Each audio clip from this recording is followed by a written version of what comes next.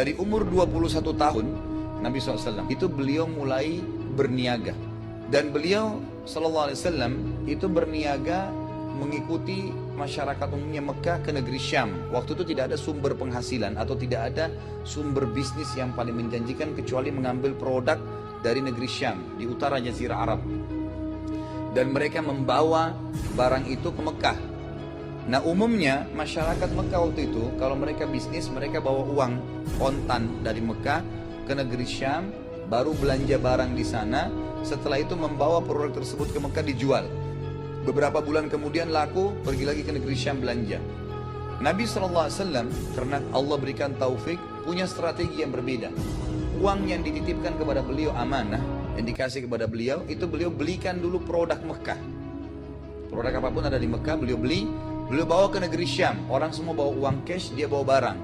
Dijual di negeri Syam produk tersebut, kemudian ada untungnya. Kemudian beliau beli lagi produk dari Syam, dijual ke Mekah. Jadi double dibandingkan dengan masyarakat umumnya. Ini akhirnya membuat Nabi SAW dalam hitungan bulan saja, itu udah banyak sekali orang yang menitipkan uang kepada beliau. Setelah 3 tahun kurang lebih Nabi SAW berjalan berbisnis, barulah Khadijah radhiyallahu anha mendengar Nabi SAW, dan itu belum ada pikiran menikah pada saat itu, tapi Khadijah ini kebetulan termasuk orang terkaya di Mekah dan punya harta banyak, dan memang beliau karena wanita, maka beliau akhirnya menitipkan hartanya kepada orang-orang yang bisa dipercaya.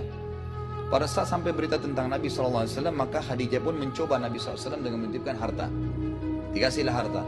Ternyata dalam 1-2 kali saja perjalanan, Nabi SAW sudah membawa double keuntungan dibandingkan orang-orang yang lain yang diamanahkan oleh Khadijah. Sampai akhirnya Nabi SAW dipercayakan oleh Khadijah untuk memegang hampir seluruh hartanya. Hampir seluruh hartanya dikasih kepada Nabi SAW. Pada saat satu perjalanan, Nabi SAW pernah jalan ke negeri Syam dan kebetulan ada pembantunya Khadijah ikut. Pembantu ini kemudian melihat perilaku Nabi SAW, ketenangannya, membawa barang, bagaimana beliau transaksi dengan orang dengan santun, laku semua barangnya. Dan ada kejadian aneh, pernah beliau dulu di bawah sebuah pohon, itu pohonnya kayak menunduk menutupi Nabi SAW. Dan itu dilihat oleh pembantunya Khadijah.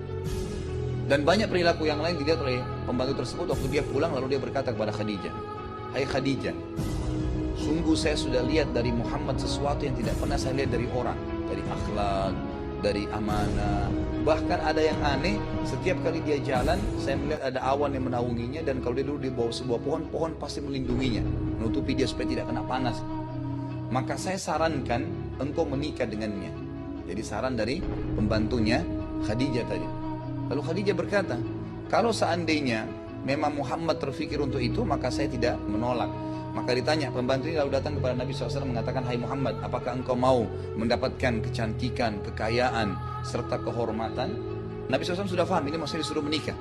Waktu itu Nabi SAW juga sudah punya penghasilan. Karena dari bisnis yang beliau jalankan ini, itu sudah ada uang sendiri gitu. Lalu Nabi SAW mengatakan, "Siapa yang kau maksudkan?" Lalu kata pembantunya, "Khadijah." Khadijah kebetulan terkenal orang yang sangat menjaga fisiknya, amanahnya, kecantikannya terkenal luar biasa kan di masyarakat, dan cukup banyak orang yang melamar Khadijah tapi ditolak.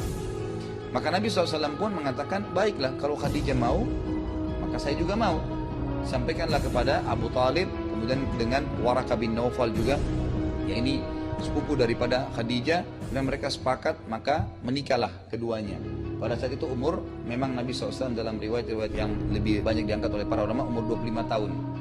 Jadi setelah 4 tahun berbisnis harta Khadijah, barulah Nabi SAW menikah dengan Khadijah. Dan waktu itu umur Khadijah 40 tahun.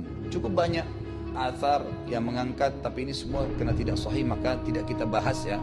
Ada yang mengatakan Allah Azza wa Jalla memberikan keawet mudaan kepada Khadijah karena dengan umur 40 tahun pun itu Khadijah masih bisa melahirkan untuk Nabi SAW 6 orang anak.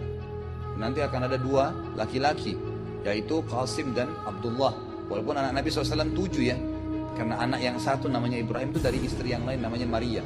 Maria Qibtiyah, ada seorang wanita budak yang dihadiahkan dari Mesir, kemudian beliau bebaskan dan beliau nikahi.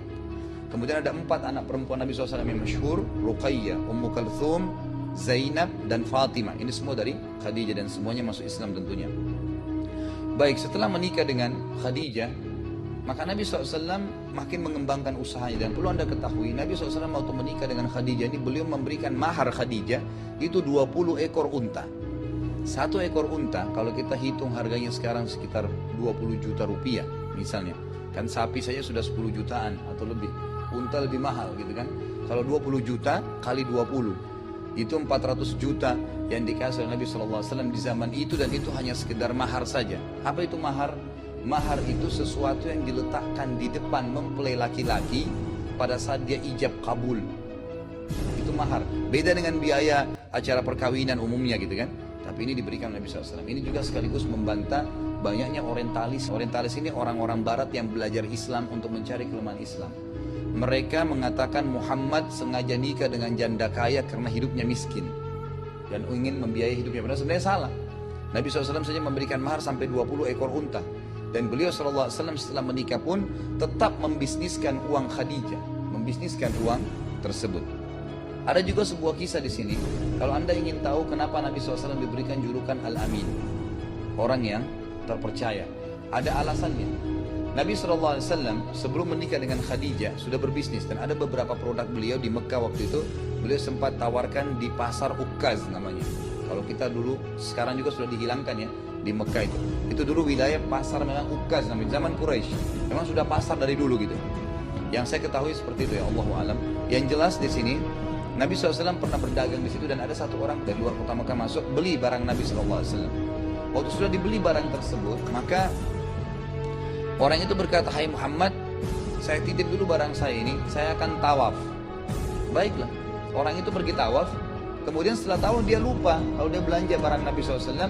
Lalu dia pulang ke kampungnya. Kapan dia ingat? 3 hari kemudian. Setelah 3 hari dia kembali ke Mekah. Kemudian dia cari.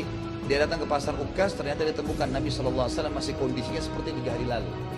Berdiri jaga barangnya nggak pindah-pindah. Karena menjaga amanah itu. Maka tersebarlah berita Muhammad sangat jujur. Itu sudah dapat julukan Al-Amin.